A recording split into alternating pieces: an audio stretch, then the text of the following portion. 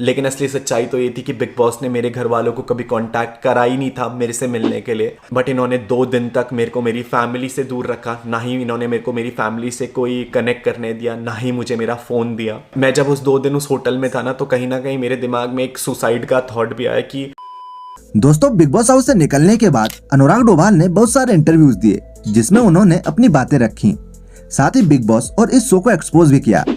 अब उन्होंने अपने चैनल पर एक वीडियो अपलोड की जिसमें उन्होंने वो सब बातें बताई जो बिग बॉस ने ऑडियंस को नहीं दिखाई। साथ ही अनुराग ने यह भी कहा कि बिग बॉस बहुत ही बायस्ड थे। सबसे पहले अनुराग ने कहा कि विक्की और अंकिता के पेरेंट्स को शो पर बुलाया गया और एक्टिविटी रूम में बुलाकर बातें करने दी, लेकिन जब मैंने बिग बॉस से रिक्वेस्ट की तो उन्होंने कोई रिस्पॉन्स नहीं दिया।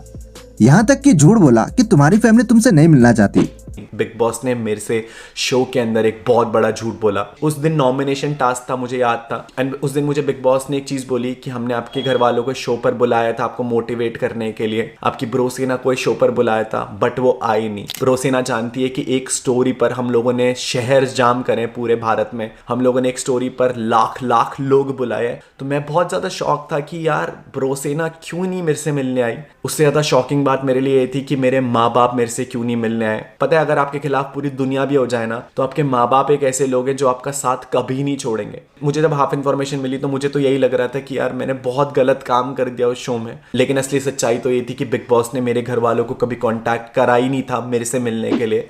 दोस्तों, आपको पता ही होगा कि अनुराग डोभाल को बिग बॉस शुरू से ही टारगेट कर रहे थे क्योंकि अनुराग शो के खिलाफ अपने पॉइंट्स रखते थे।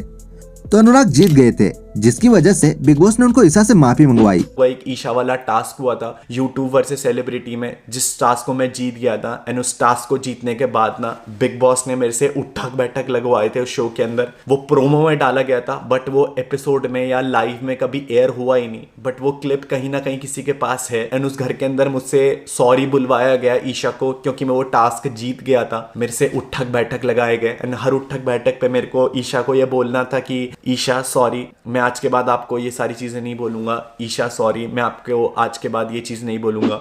आगे अनुराग ने कहा कि वीकेंड के वार पर करण जौहर ने उनसे वॉक ऑफ शेम करवाया जिससे वो पूरी तरह टूट गए थे।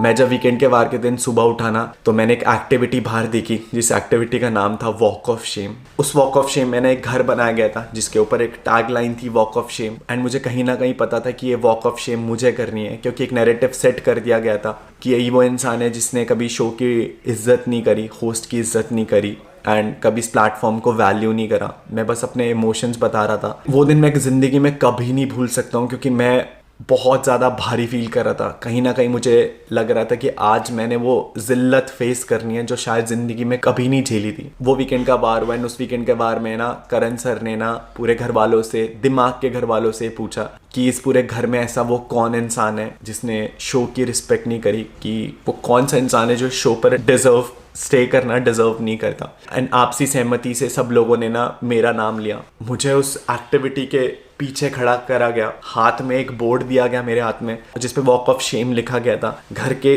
3 लोग एक इधर और एक इधर खड़े करे गए। करण सर ने मेरे को पीछे खड़ा करा एंड मेरे को बोला कि अब ये वॉक ऑफ शेम करो।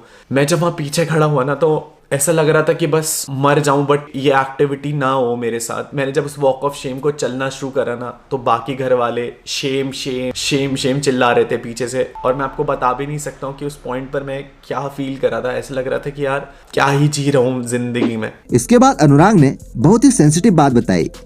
जब उनका एविक्शन हुआ उसके बाद उन्हें 2 दिन तक आइसोलेशन में रखा गया। उनको ना कहीं जाने दिया और ना किसी से कांटेक्ट करने दिया, जिसकी वजह से वह बहुत डिप्रेस्ड हो गए थे और उन्हें सुसाइडल थॉट्स आने लगे। आगे आप खुद देख लीजिए।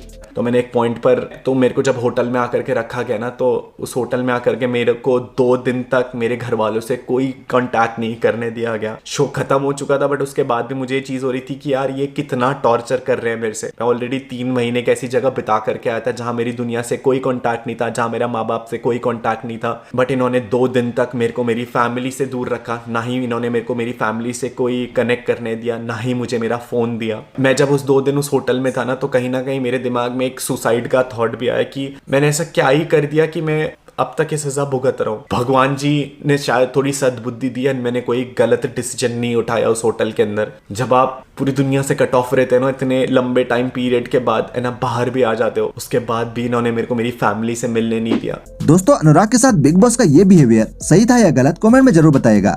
साथ ही वीडियो पसंद आए तो लाइक कीजिएगा और ऐसे अपडेट पाने के लिए हमारे चैनल को भी जरूर सब्सक्राइब कीजिएगा।